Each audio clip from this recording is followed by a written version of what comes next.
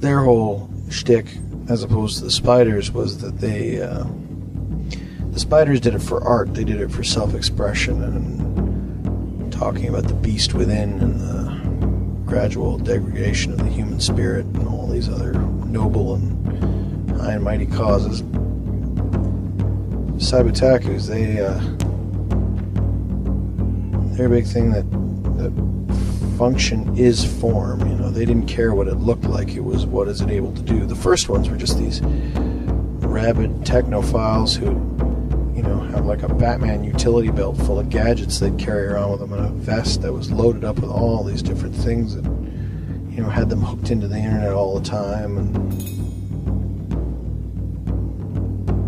But they're not just about the web. You see, from a Cybertaku you could become a monk, but as the more cybernetic augmentation came in, they're very into themselves, you know, like spiders aren't really so much into themselves. Like, they'll augment themselves to become a concept. They're becoming the black beast, right? And the monks, well, they are all about server, and they worship server, and they're nodes of server, so that they're not really about themselves either. But the Cybertaku, they are about themselves.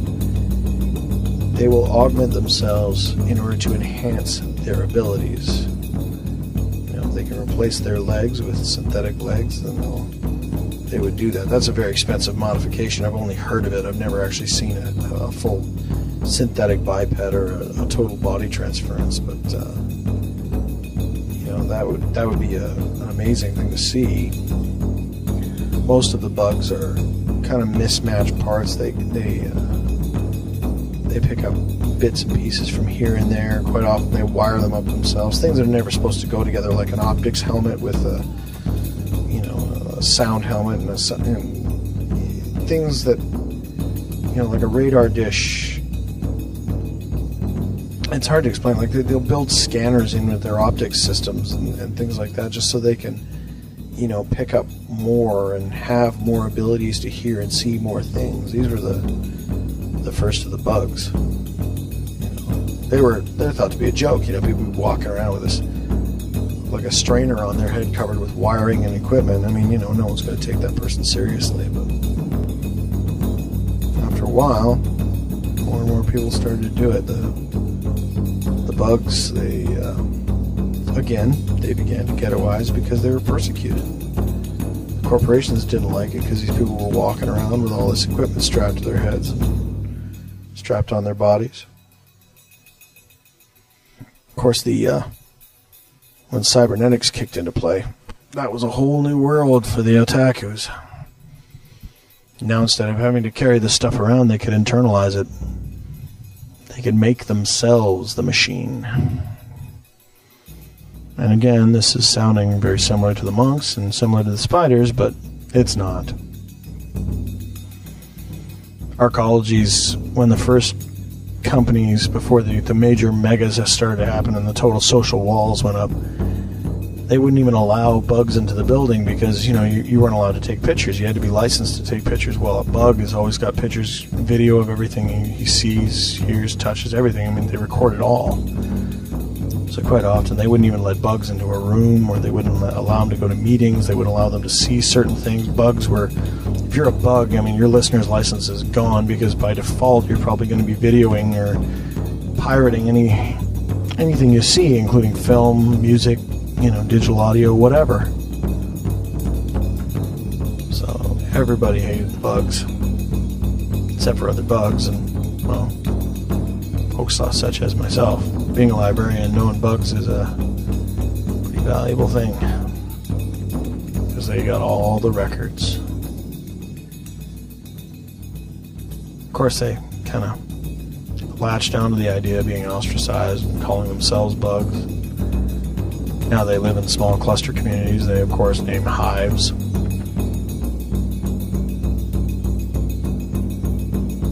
See them now, it's not as funny as it used to be. It used to be, you know, you see these guys with these strainers on their heads, and now you see these guys who've, you know, mismatched and hooked up cybernetic limbs that are not proportionate to their bodies. I mean, they just look like jigsaw puzzles of of flesh and steel that has been stitched together. I mean, it's gone far beyond the stage of, function over form. I mean, this is just, the really intense bugs they're just as monstrous as the spiders, maybe even more so. I mean, at least a spider looks like another creature. At least it looked like something that could have been human once. I mean, some of the bugs are just wires and bare exposure of the machine. I mean, I'd rather be with the spiders than wind up getting stuck inside of a bug hive. They're a little bit too terrifying for me, thank you very much. The ones who don't live in hives, the ones who live on their own, usually take a residence in quite often sometimes in sections of the arcology that are burned out, or if they were attacked in a corporate war, the arcology will just wall off a section, make it like a cave in the side of this structure. So sometimes bugs will move in there, or they'll just take up residence wherever. They have because they're kind of like spiders, but they're not. And they're kind of like monks, but they're not. So they kind of got an alliance with both of them. I mean, none of this is all written in stone. It's all depends on the bug, of course, but it's not unheard of to see spiders and bugs living in the same area together. I mean, which is kind of funny when you think about it. But by the same token, it's not unheard of to have a bug and monks, sharing information and being friends, because from a monk's standpoint, the Cyberpunk at least are trying to get closer to server. They all work for the same god in their viewpoint, only they just see it as something different. Server monks are generally fairly tolerant.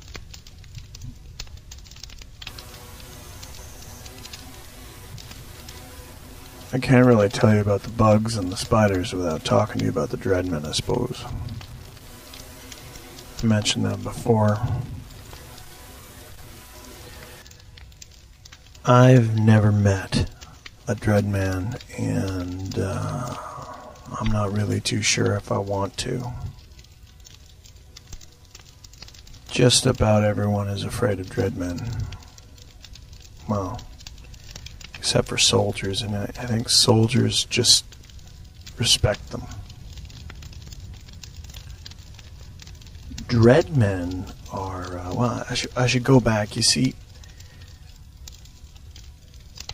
the quantum chips and the quantum clusters made it possible for encryption to be destroyed, but because the quantum chips and clusters were so volatile and so subject to error, there's so many problems with them, they had to find another way to monitor battlefield communications. This is the military, of course. So the Army needed a way to pick up on frequencies and decipher things, More than that, there's so many different frequencies and bands, and technology just went too fast. There's frequency hopping. I mean, you couldn't just chase it with a simple scanner anymore. You needed something more dynamic than that, something with more power. So somebody somewhere in some Psychops division developed a procedure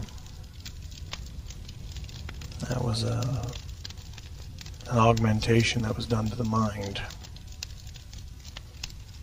With all the life extension research that was being done, of course, the mapping of the brain was a huge part of that, because you have to know what each and every part of the brain does. And they gave these guys the needle.